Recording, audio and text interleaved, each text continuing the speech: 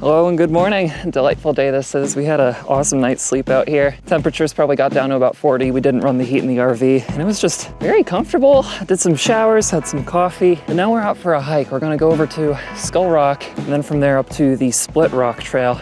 So welcome aboard if you're just joining us. We have a full day ahead. I'm Christine, I like taking pictures. We've just been journeying through the Mojave over the last 4 episodes to reach Joshua Tree National Park. We spent the night over at the Jumbo Rocks campground and now we had to go for a hike to do a little exploring. So we were going to do the Split Rock Loop.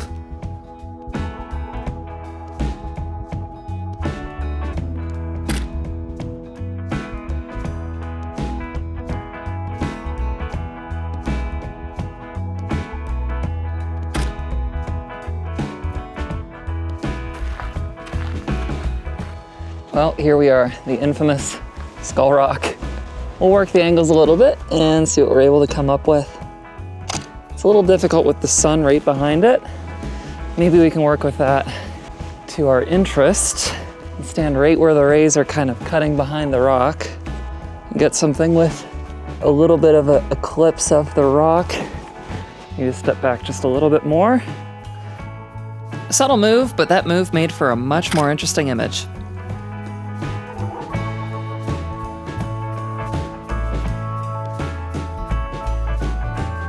Kind of reminds you of Peter Pan, doesn't it? Skull Rock. We took the time to just climb up inside of the eye, the two of us, and get a photo just of ourselves, because, well, you're here. Sometimes you just got to. Anyway, onto the Split Rock Trail.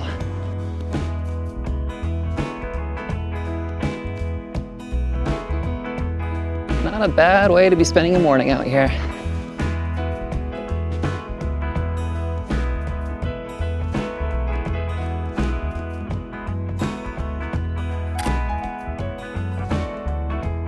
So we have a Skull Rock and now we have a face rock. We're always seeing faces and things. Like we had that issue with that Mars photo for the longest time. I'm sure a lot of you remember that. So I'm pretty fond of this spot here. So I think these trees on the left-hand side and then these rocks would kind of balance out the image a little bit, just contrasting against the two. So let's see if we can find just the right angle and working with some things close in the foreground and then further away. So we want to have the aperture a little bit closed so everything's a bit more sharp. F11 for that. Okay. So that should be nice. Get a little bit closer here. How the rocks look. Very small in the image relatively, but if we step back a little bit, let's work it at 35 millimeters. So no major favorites of the grouping here for me personally. Of the grouping though, it's kind of a nice comparison of different focal lengths. We've got one at 18 millimeters, 20 millimeters, 35 millimeters, and it makes it very apparent how compression and different focal lengths can affect a scene. If you preferred one over the other, let me know in the comments below. Which one did you like? Awesome. Well, we can keep walking.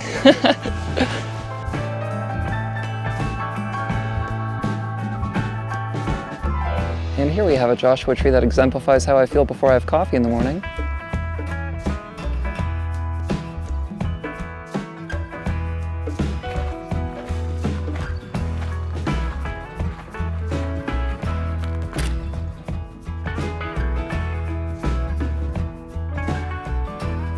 A little further ahead, there's this cool rock that had an opening, and I decided to be extremely normal about it.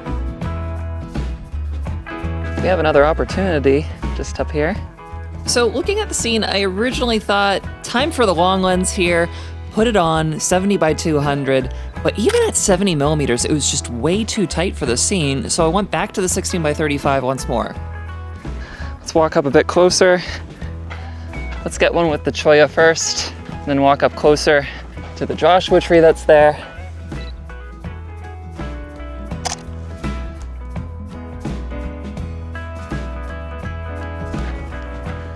This might work out really cool with this shadow here as well. Let's see if we can balance it more. The tree, where do I want to place it relative to the crack? This is difficult. All right.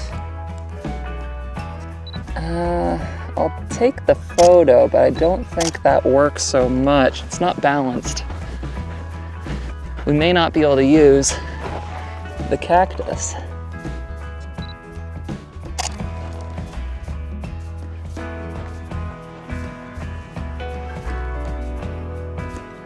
Oh, that actually works out really nicely here.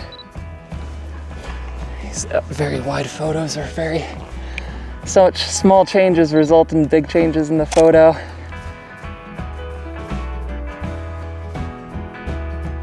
Excellent. Pretty dramatic, especially shooting down low like this.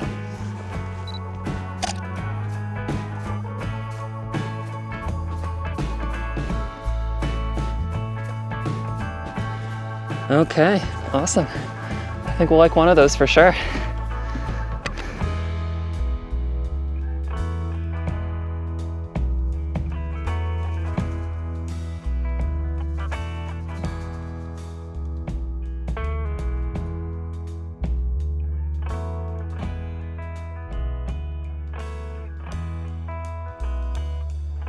It's interesting walking through here. So the thing that's interesting about Joshua Tree in general is it's kind of bordering two different deserts. You have the Colorado Desert and the Mojave Desert, and they both meet here. So you have two ecosystems that kind of blend together before going into their distinct areas. Last episode, I had briefly discussed at the start wondering what made Joshua Tree National Park special, and for me, this is one of the key highlights, being at a transition zone between two deserts. Literally, if you visit the National Park Service website, where two deserts meet is the main headline right at the top of the page. The Mojave Desert is considered a high desert, with cooler temperatures and occasional winter snows, as we had learned before. The Colorado Desert is a low desert with infrequent freezing temperatures, which is part of the larger Sonoran Desert. Of course, with these two deserts, you get two distinct ecosystems, and in Joshua Tree, you can see regions where both plants and animals of each desert are present, providing you with a surprising amount of biodiversity in a rather compact space. It's a cool place.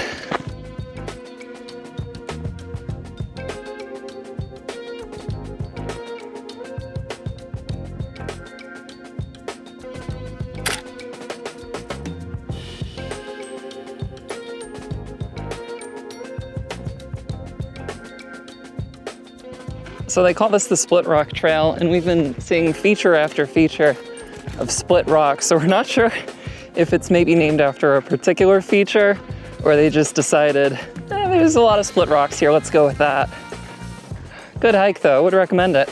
Really fantastic desert scenery here. I think the struggle is palpable with those bluebird skies, but whenever you're in a place where literally around every corner you find something of interest and intrigue, I would call that a good time. So fun check, fun check.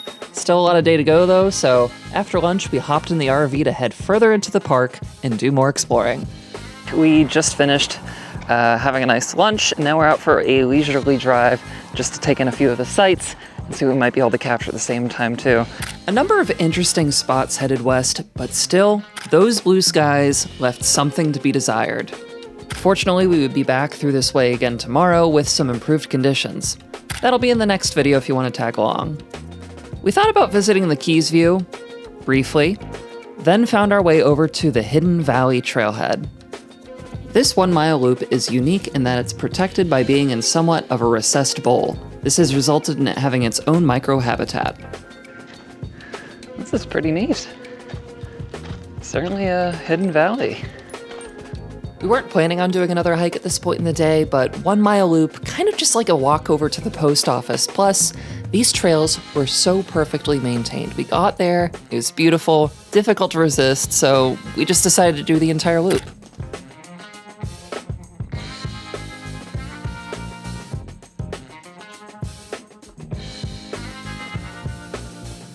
So plenty of really nice Mojave plant life here. I'm not sure what these plants are on the left-hand side. Krista and I were just talking. We're not sure if it's a type of agave, like the kind that you'd end up making tequila or mezcal from, but let's get a photo here.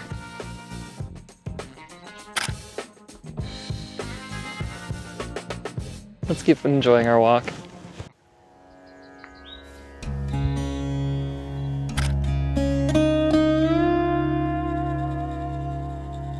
It's very much like walking through a finely curated garden through here. Just very lush, lots of birds singing. It's quite beautiful.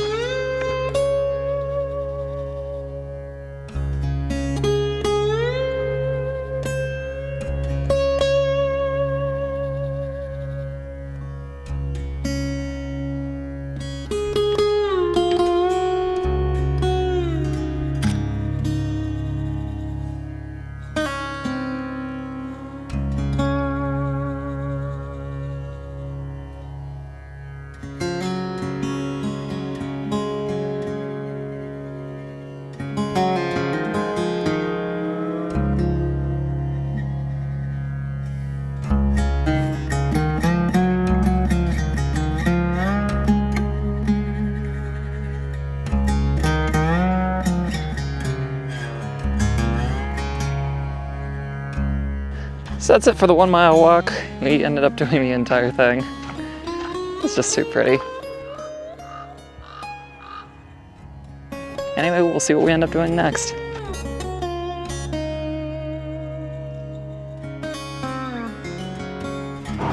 So the plan is now we're just going to drive down a little bit further, see what we're able to see, and then go back to camp and get set up for the evening.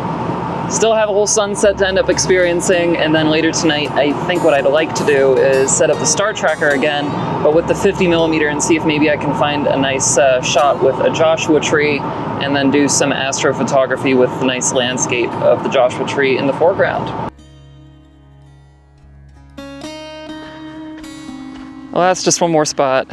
So we pulled off, this is what's called Hemmingway, which is a rock climbing area with some more classic rock climbing lines, I guess. That's what the sign was saying. Man, these rock walls are looking incredible. I think I'd like to get some photos real quick, just with the sun going down, a little bit lower in the horizon, and then these fantastic Joshua trees just in the foreground. So let's see what we can get for sure here.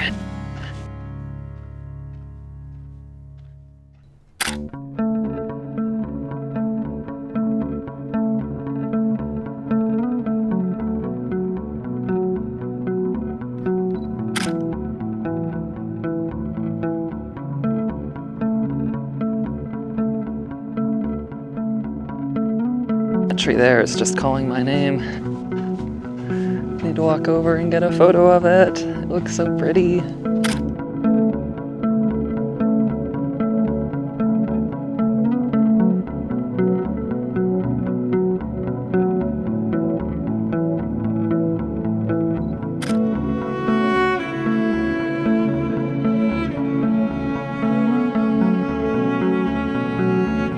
What I'm really starting to like here is just all the grass starting to get illuminated with the sun as it's getting lower in the sky. Just looks really pleasant from the backside of it. Really harsh on the camera, but you like what you like.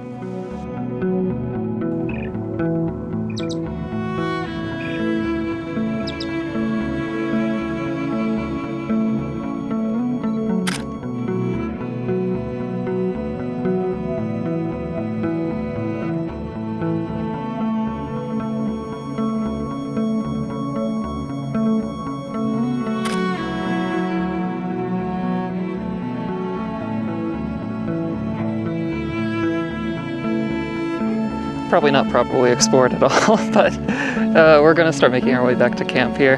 Cool spot though, it's neat out here.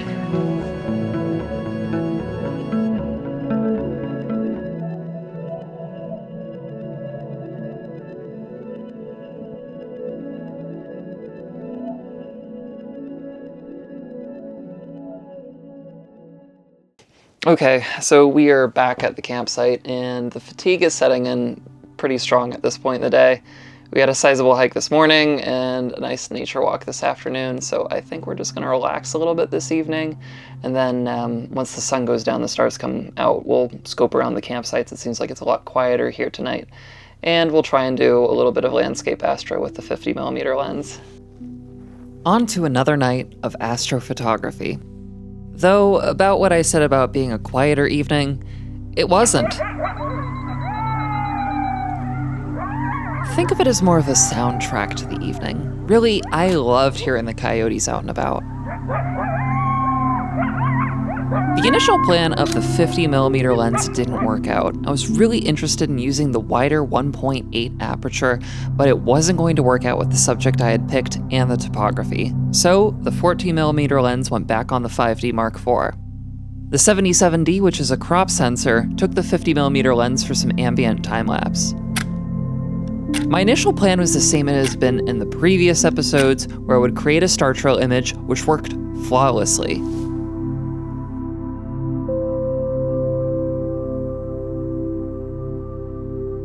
Then to collect a series of images with the stars with the tracker running. This proved to be more difficult in the editing process given that you have a foreground that's now moving and images relative to a tracked background. In hindsight, with the complexity of the subject, I should have moved the tripod and created a full composite with an image of the sky from a different location. I likely could work with the material and a lot of time with Photoshop, but sometimes it's okay to acknowledge that the fish got away. I did use the auto align feature just to see what it would do, and it came out like something between glitch art and a David Cronenberg movie. Ultimately, this did make for a nice single image frame with the Joshua tree in one of the tracked images. At one point, some headlights briefly illuminated the tree. I usually don't go for artificial light in astrophotography images, but in this case, it was pretty cool.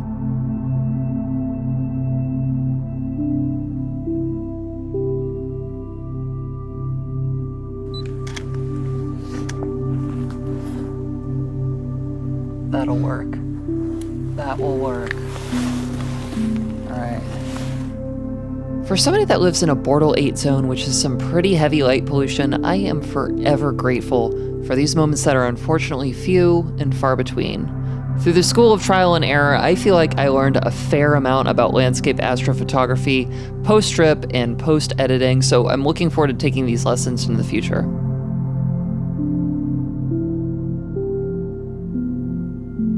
Thanks for joining. Next time we're going to be visiting the aptly named Hall of Horrors. If you care to join, don't forget to subscribe and hit the notification bell. Till then.